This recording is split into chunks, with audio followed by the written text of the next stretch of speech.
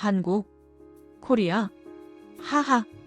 그들이 냉장고나 TV는 잘 만들지 몰라도 얼음 바다의 배는 다릅니다.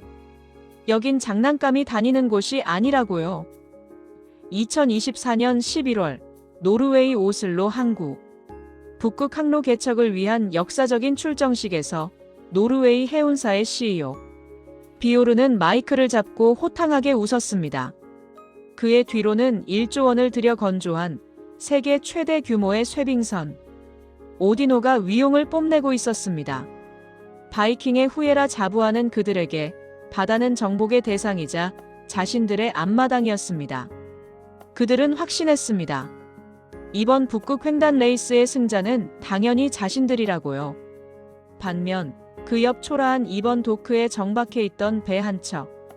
대한민국 대우조선해양현 한화오션이 건조한 무궁화호였습니다. 오딘호에 비하면 크기도 작았고 디자인도 투박했습니다. 유럽 기자들은 쑥덕거렸습니다. 저 얇은 철판으로 북극 얼음을 깬다고. 가다가 찌그러지지나 않으면 다행이네. 한국은 사계절이 뚜렷한 나라잖아. 영하 50도의 진짜 추위를 알기나 하겠어? 조롱과 무시가 쏟아지던 그 현장. 하지만 아무도 보지 못한 사람이 있었습니다. 화려한 샴페인 파티장 대신 캄캄한 배의 가장 밑바닥 엔진룸에 쭈그리고 앉아있던 한 노인. 돋보기 안경을 쓰고 배관의 이음새 하나하나를 손톱으로 긁어보던 사람. 그의 이름은 박종철. 대한민국 거제도 조선소에서 45년간 쇳밥을 먹은 전설의 용접 명장이었습니다. 그는 유럽인들의 비웃음 소리를 들으며 혼잣말로 중얼거렸습니다. 배는 주둥이로 타는 게 아니다.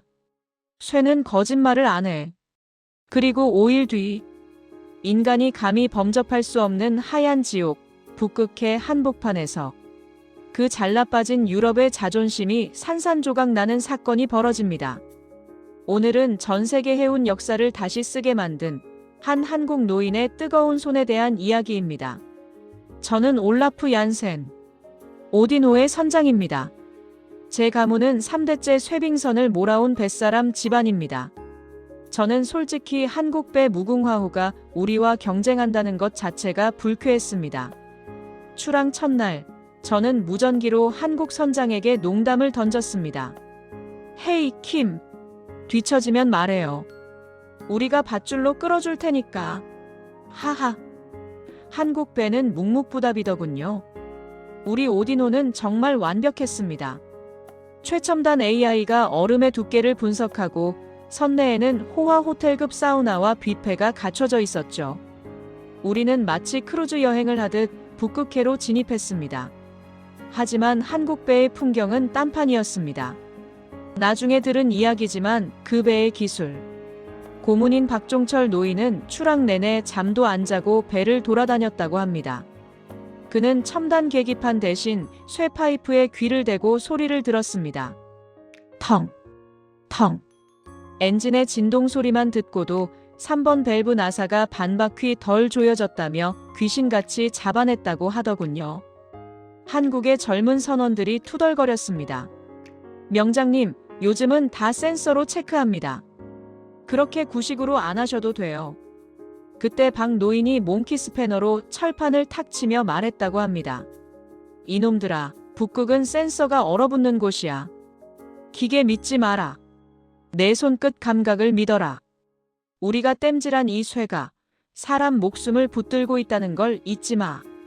저는 그 얘기를 전해 듣고 코웃음을 쳤습니다. 미신을 믿는군. 역시 아시아인들은 과학을 몰라. 하지만 제 오만이 무너지는 데는 그리 오랜 시간이 걸리지 않았습니다. 북위 75도. 죽음의 해역이라 불리는 바렌츠해에 진입했을 때였습니다. 갑자기 기상 레이더가 미친 듯이 경고음을 울렸습니다. 전방에 미확인 물체. 거대 유빙 접근 중. 일반적인 얼음이 아니었습니다. 폴라보텍스에 떠밀려 내려온 마치 빌딩만 한 크기의 푸른 얼음이었습니다. 이 얼음은 강철보다 단단해서 쇠빙선들의 무덤이라 불리는 존재였죠. 회피 기동. 우현으로 30도. 제가 고함을 질렀지만 최첨단이라 자랑하던 오딘호의 유압 시스템이 말을 듣지 않았습니다. 영하 45도의 기록적인 한파에 유압류가 젤리처럼 굳어버린 겁니다. 꽝! 굉음과 함께 오딘호의 측면이 거대 유빙과 충돌했습니다. 충격으로 배 전체가 비명을 질렀고 화려했던 선내 식당의 접시들이 와장창 깨져나갔습니다. 더 큰 문제는 그 다음이었습니다. 워닝! 선체 균열 발생. 기관실 침수 시작. 세계 최고라던 특수강철이 얼음 조각에 종잇장처럼 찢겨나간 겁니다. 말도 안 돼. 이게 얼마짜리 배인데? 저는 덜덜 떨리는 손으로 구조 신호를 보냈습니다. 메이데이! 메이데이! 여기는 오딘호. 침몰 중이다. 누구든 응답해라. 하지만 무전기 너머로는 차가운 잡음만 들려왔습니다. 러시아 쇄빙선은 너무 멀리 있었고 헬기는 폭풍 때문에 뜰 수 없었습니다. 300명의 선원과 승객들이 공포에 질려 울부짖기 시작했습니다. 차가운 북극의 바닷물이 발목까지 차오르던 그 절망의 순간, 레이더 구석에서 작은 점 하나가 깜빡이며 다가오고 있었습니다.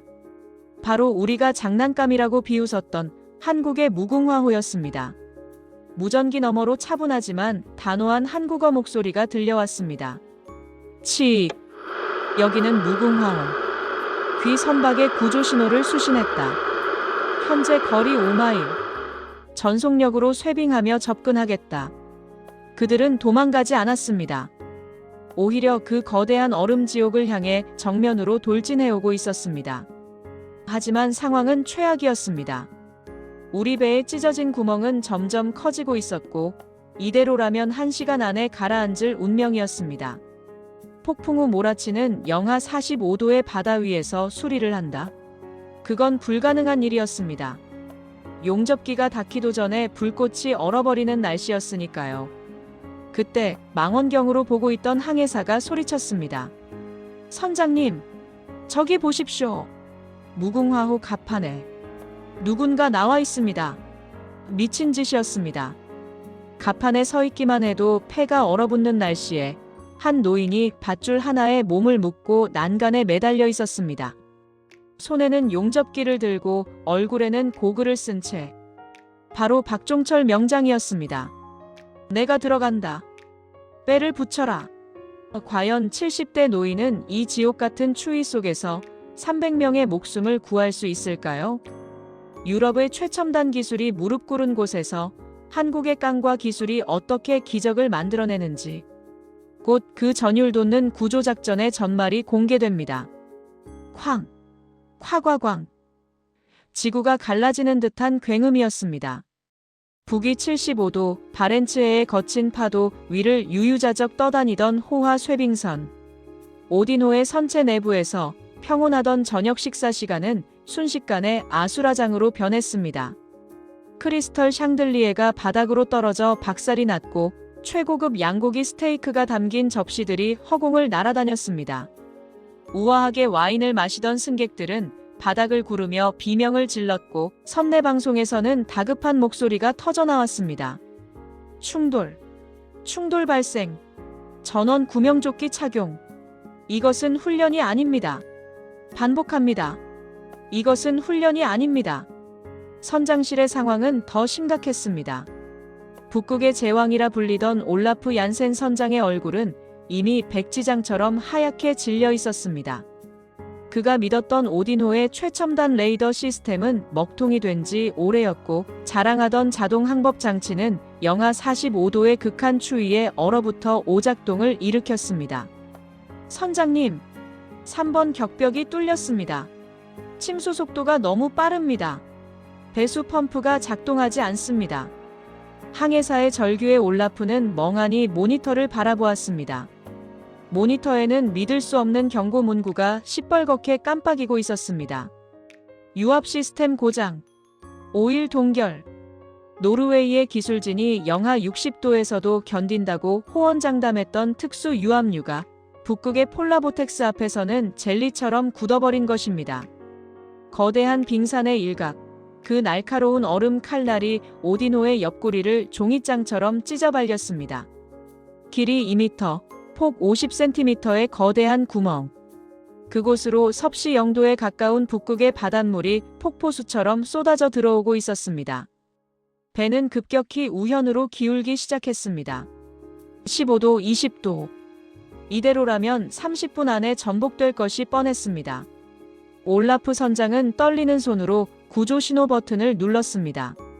하지만 그가 낼 수 있는 소리는 절망적인 구조 요청뿐이었습니다. 메이데이, 메이데이. 여기는 오딘호.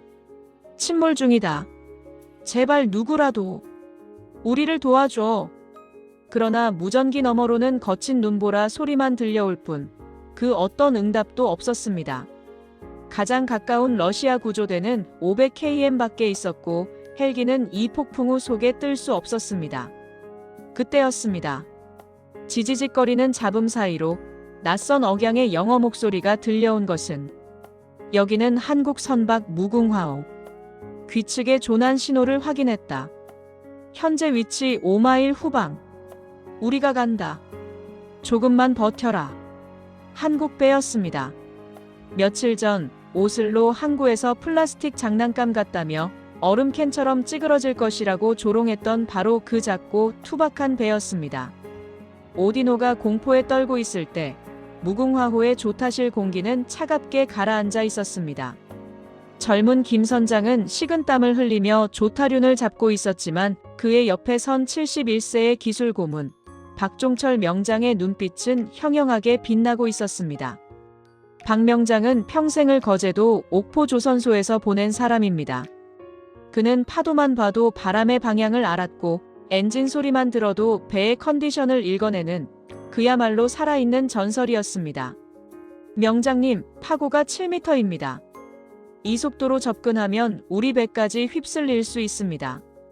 게다가 주변에 유빙이 너무 많습니다. 김 선장의 우려 섞인 외침에도 박 명장은 망원경을 내리지 않았습니다. 그의 시선은 침몰해 가는 오디노의 찢어진 옆구리에 고정되어 있었습니다. 박 명장의 머릿속에서는 이미 수만 가지의 시뮬레이션이 돌아가고 있었습니다. 구멍 위치는 흘수선 바로 아래. 파도가 칠 때마다 물이 들이닥치고 있어. 펌프로는 감당이 안 돼. 유일한 방법은 밖에서 막는 것뿐이야. 하지만 이 폭풍우 속에서 배를 멈추고 수리를 한다는 건 불가능에 가까웠습니다. 박 명장은 결단을 내린 듯 입을 열었습니다. 김 선장, 사이드 도킹 사이드 다킹 준비해. 네. 사이드 도킹이라니요? 이 파도 속에서 배를 붙이겠다는 말씀입니까? 미치셨습니까? 2배 다 박살납니다.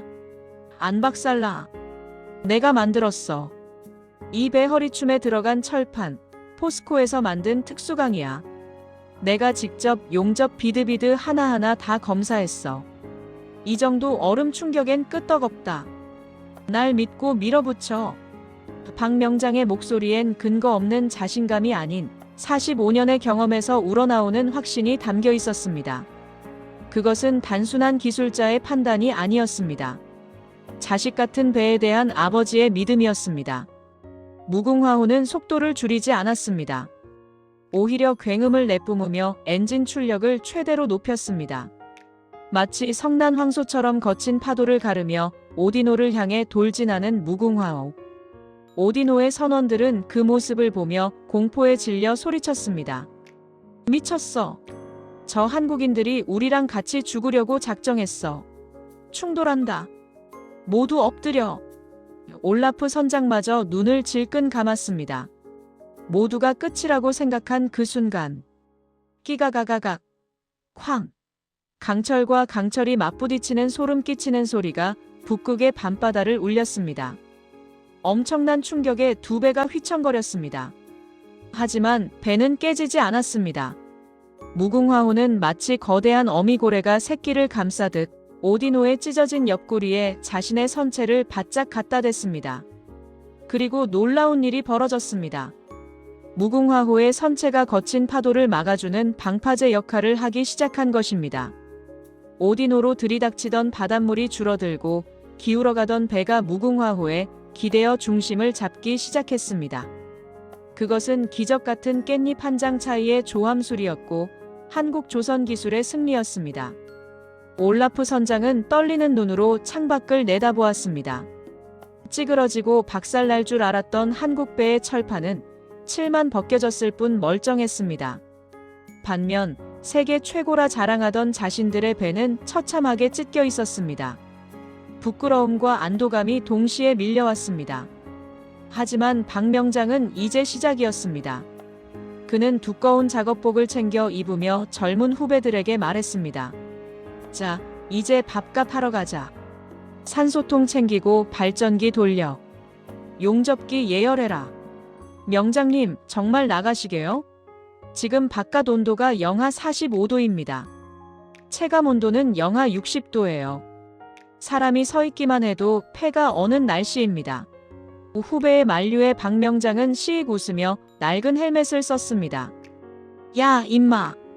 우리 70년대 사우디 갔을 땐 50도 땡볕에서도 용접했어. 더운 것보단 추운 게 낫지 않나? 그리고 저기 봐라. 저 배 안에 300명이 있어. 누군가의 아버지, 누군가의 아들들이다. 우리가 안 가면 저 사람들 다 죽어. 박명장의 시선이 닿은 곳, 오디노의 창문 너머로 공포에 질린 사람들의 얼굴이 보였습니다. 그 눈빛을 본 순간 박명장의 가슴 속에는 뜨거운 무언가가 꿈틀거렸습니다. 그것은 단순히 기술자의 책임감이 아니었습니다.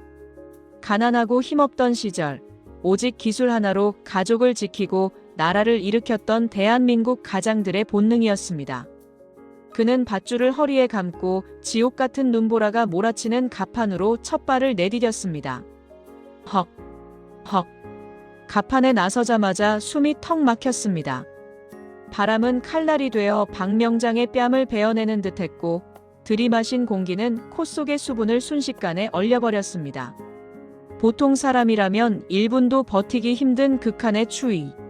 하지만 박명장은 밧줄 하나에 의지한 채 흔들리는 난간을 타고 오디노의 파손 부위로 내려갔습니다. 그의 아래는 시커먼 북극의 바다가 입을 벌리고 있었습니다. 한 번이라도 미끄러져 바다에 빠지면 심장마비로 30초 안에 사망하는 죽음의 구덩이였습니다. 그 아슬아슬한 허공에 매달린 70대 노인.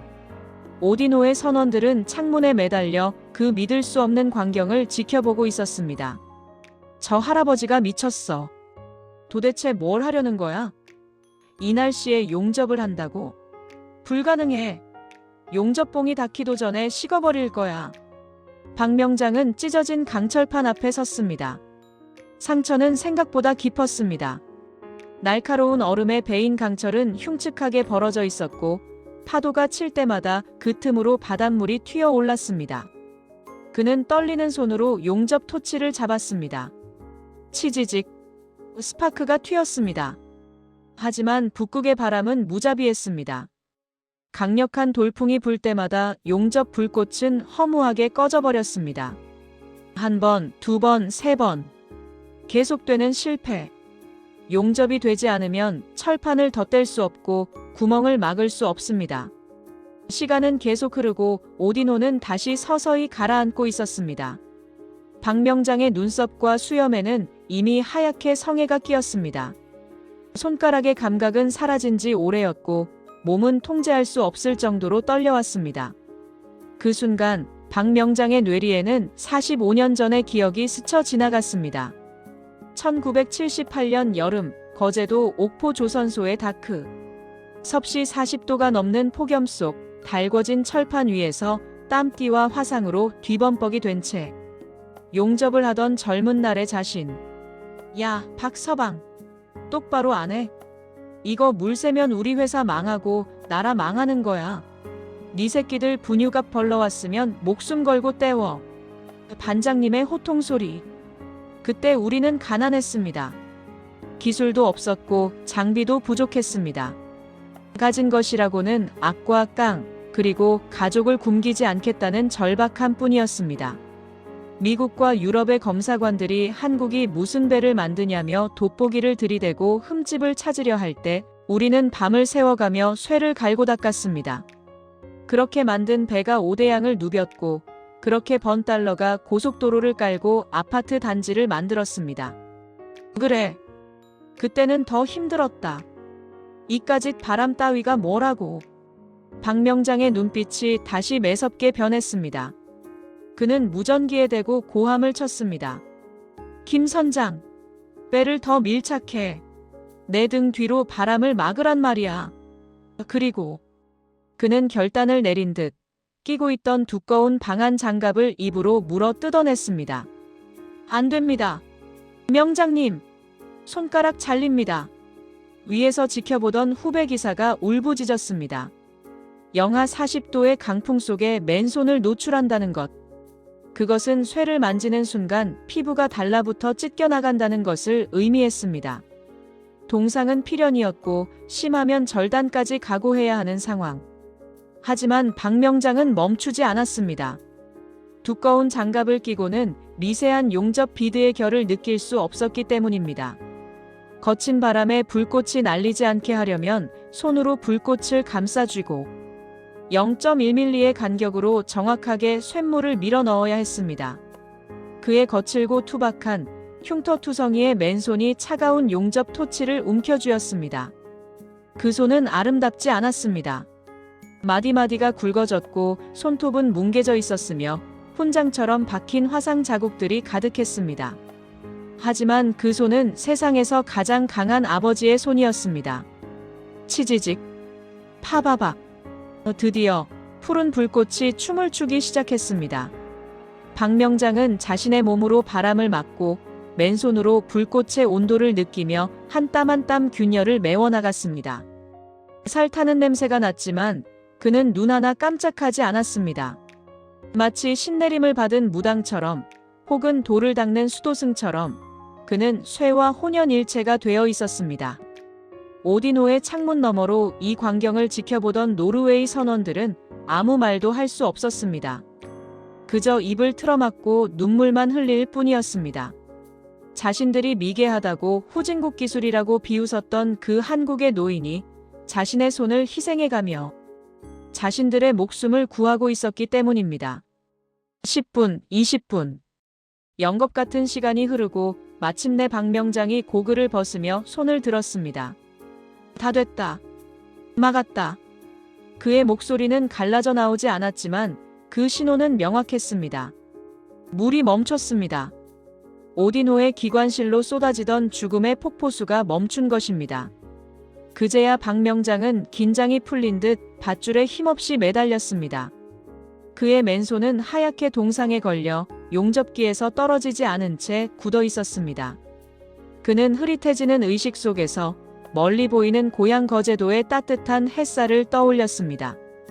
여보, 나 이번에도 해냈어. 우리 애들 부끄럽지 않게 살았어. 폭풍우가 지나간 다음 날 아침, 구조된 오디노의 선원 300명은 무궁화호의 선내 식당에 모여 있었습니다. 화려한 뷔페도 최고급 와인도 없었습니다. 그들 앞에 놓인 것은 투박한 스테인리스 그릇에 담긴 붉은 국물의 소고기 국밥과 하얀 쌀밥이었습니다. 평소 같았으면 이런 개밥 같은 걸 어떻게 먹냐며 쳐다보지도 않았을 음식이었습니다. 하지만 지금 그들은 숟가락을 든 채 펑펑 울고 있었습니다. 얼어붙은 몸을 녹여주는 뜨끈한 국물. 그 국물 한 숟가락에 담긴 것은 단순한 영양분이 아니었습니다. 생명의 온기였고 한국인들의 정이었습니다. 맛있다. 정말 맛있다. 한 노르웨이 청년 선원이 눈물 콧물을 흘리며 국밥을 허겁지겁 먹었습니다. 옆에 있던 한국 조리장이 말없이 다가와 깍두기를 얹어주며 등을 토닥여 주었습니다. 말은 통하지 않았지만 마음은 통했습니다. 잠시 후 식당 문이 열리고 휠체어 한 대가 들어왔습니다. 양손에 두꺼운 붕대를 감은 박종철 명장이었습니다. 순간 시끌벅적하던 식당이 찬물을 끼얹은 듯 고요해졌습니다. 숟가락 부딪히는 소리조차 들리지 않는 정적. 그리고 누가 먼저랄 것도 없이 300명의 금발의 거구들이 자리에서 벌떡 일어났습니다. 의자가 끌리는 소리만이 식당을 채웠습니다. 그들은 마치 약속이라도 한 듯 박명장을 향해 고개를 숙였습니다. 오디노의 선장 올라프가 천천히 걸어 나왔습니다. 그의 눈은 퉁퉁 부어 있었고 얼굴에는 깊은 참회의 빛이 서려 있었습니다. 올라프는 박명장 앞에 무릎을 꿇었습니다. 바이킹의 후예, 자존심 강한 북유럽의 선장이 아시아의 늙은 기술자 앞에 무릎을 꿇은 것입니다. 그는 떨리는 목소리로 말했습니다. 미스터 박, 당신은 제 생명의 은인입니다. 우리는 당신들의 배를 비웃었습니다. 겉모습이 초라하다고, 기술이 없다고 무시했습니다. 하지만 제가 틀렸습니다. 올라프는 박명장의 붕대 감은 손을 조심스럽게 두 손으로 감싸 쥐었습니다. 우리는 겉만 번지르르한 유람선을 만들었지만 당신들은 진짜 방주를 만들었습니다. 배는 쇠로 만들지만 배를 움직이는 건 사람의 혼이라는 걸 당신이 가르쳐 주었습니다. 존경합니다. 메스터. 올라프가 박명장의 손등에 이마를 대고 흐느끼자 식당 안은 울음바다가 되었습니다. 박명장은 쑥스러운 듯 허허 웃으며 불편한 손으로 올라프의 어깨를 툭 쳤습니다. 무릎은 못하러 꿀속. 배 타는 놈들은 다 한 식구지. 바다 나가면 내 거가 어디 있나. 살았으면 됐지. 그리고 국 식는다. 얼른 밥이나 먹어라. 한국 사람은 밥심이다. 통역을 통해 이 말이 전해지자 노르웨이 선원들은 기립박수를 쳤습니다. 이 극적인 구조 스토리는 SNS를 통해 실시간으로 전 세계에 퍼져나갔습니다. 노르웨이 선원들이 한국 국밥을 먹으며 눈물 흘리는 사진, 붕대 감은 박명장의 손 사진은 트위터와 인스타그램을 도배했습니다. 무궁화호의 기적, 더 핸드 오브 갓, 신의 손. CNN, BBC 등 외신들은 정규 방송을 중단하고 이 소식을 타전했습니다. 한국의 조선업은 단순히 배를 만드는 것이 아니다. 그들은 신뢰를 만들고 기적을 만든다. 뉴욕타임스 사설 노르웨이 국왕은 성명을 발표하여 대한민국의 영원한 감사를 표한다고 했고, 오슬로 시 청사에는 노르웨이 국기와 태극기가 나란히 개양되었습니다. 무궁화호가 임무를 마치고 귀국하던 날, 부산항과 거제도 앞바다는 인산인해를 이루었습니다. 수천 척의 어선들이 오색 깃발을 달고 마중을 나왔고, 항구에는 수만 명의 시민들이 태극기를 흔들며 영웅들을 맞이했습니다. 하지만 박명장은 환영 인파를 뒤로하고 조용히 조선소 뒷산에 올랐습니다. 그곳에는 먼저 떠난 동료들을 기리는 작은 위령비가 있었습니다. 그는 붕대 감은 손으로 소주 한 병을 따서 비석 앞에 뿌렸습니다. 우리는 기억해야 합니다. 오늘날 우리가 누리는 이 풍요와 번영이 과연 어디서 왔는지를 말입니다. 그것은 하늘에서 떨어진 것도 땅에서 솟아난 것도 아닙니다. 그것은 1970년대 50도 폭염의 중동 사막에서, 영하 40도의 시베리아 벌판에서, 그리고 뜨거운 용접 불꽃이 튀는 조선 소도간에서 자신의 젊음과 건강을 땔감 삼아 국가라는 엔진을 돌렸던 우리 아버지들의 피와 땀으로 만들어진 것입니다. 박종철 명장의 붕대 감은 손. 그 투박하고 거친 손이 있었기에 오늘날의 K10 빌딩, 세계 1위 조선 강국 대한민국이 존재할 수 있었습니다. 사람들은 묻습니다. 한국인들은 왜 그렇게 독하냐고. 왜 그렇게까지 하냐고. 그 답은 하나입니다. 가난을 대물림하지 않겠다는 약속. 내 자식만큼은 더 좋은 세상에서 살게 하겠다는 그 처절한 사랑 때문이었습니다. 오늘 저녁 혹시 당신의 아버지 혹은 할아버지의 손을 잡아본 적이 있습니까? 거칠고 갈라진 그 손등을 한 번만이라도 어루만져 주십시오. 그 손은 부끄러운 손이 아닙니다. 대한민국을 지탱해온 세상에서 가장 위대하고 아름다운 손입니다. 지금까지 해외 감동사연이었습니다. 이 영상이 여러분의 가슴을 울렸다면 구독과 좋아요로 대한민국을 응원해주세요.